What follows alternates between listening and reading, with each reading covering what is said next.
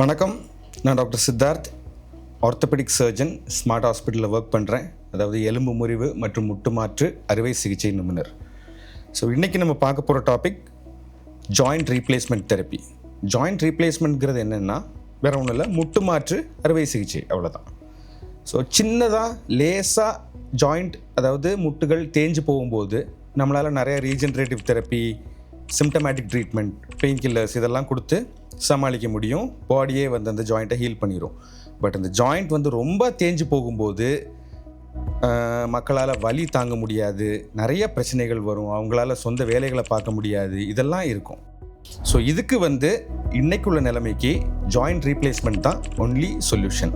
இது ரொம்ப காமனாக ஆகிட்டு இருக்கு. நிறைய பேருக்கு முட்டு மாற்று அறுவை சிகிச்சை நடந்துக்கிட்டு இருக்கு இந்தியாவில். அதனால் இந்த முட்டு ரொம்ப தேஞ்சு போனவங்க, கொஞ்சம் வயசானவங்க, இவங்களுக்கெல்லாம் முட்டு தேயறதை நம்ம திரும்ப ரிவர்ஸ் பண்ணுறது ரொம்ப கஷ்டம். அதனால் அதுக்கு பதிலில் அந்த முட்டில் டேமேஜாக இருக்கிற கார்டிலேஜ், போன் எல்லாத்தையும் மாற்றிட்டு ஒரு புது ஆர்டிஃபிஷியல் ஜாயின்ட்ஸ் கொடுப்போம் ஆப்ரேஷன் வழியாக. இதுதான் ஜாயிண்ட் ரீப்ளேஸ்மெண்ட் தெரப்பி. இன்றைக்குள்ள காலகட்டத்தில் கம்ப்யூட்டரைஸ் நேவிகேஷன், அப்புறம் ரோபோட்டிக், அப்படி இப்படின்னு சொல்லிட்டு ஜாயிண்ட் ரீப்ளேஸ்மெண்ட் ரொம்ப அட்வான்ஸ்டாக போயிட்டு இருக்கு. Joint replacement one of the most successful surgery ஆர்த்தோபெடிக்ஸில். அண்ட்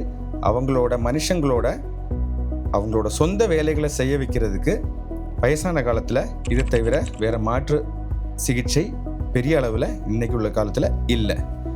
அண்ட் ஜாயிண்ட் ரீப்ளேஸ்மெண்ட்டுங்கிறது ஜாயிண்ட்டை மட்டும் மாற்றுறது கிடையாது, மக்களோட நம்பிக்கை, மக்களோட சொந்த வேலைகளை செய்யக்கூடிய திறமை எல்லாத்தையும் இம்ப்ரூவ் பண்ணுறது தான் ஜாயிண்ட் ரீப்ளேஸ்மெண்ட். ஸோ உங்கள் யாருக்காவது முட்டு வலி, இடுப்பு, கால் முட்டு, தோள்பட்டை, இந்த எந்த இடத்துல வலி இருந்தாலும், தேய்மானம் இருந்தாலும், நீங்கள் கண்டிப்பாக உங்கள் டாக்டரை கன்சல்ட் பண்ணுங்கள். உங்களுக்கு ஜாயிண்ட் ரீப்ளேஸ்மெண்ட் தேவைப்படலாமா இருக்கும். Okay, thank you.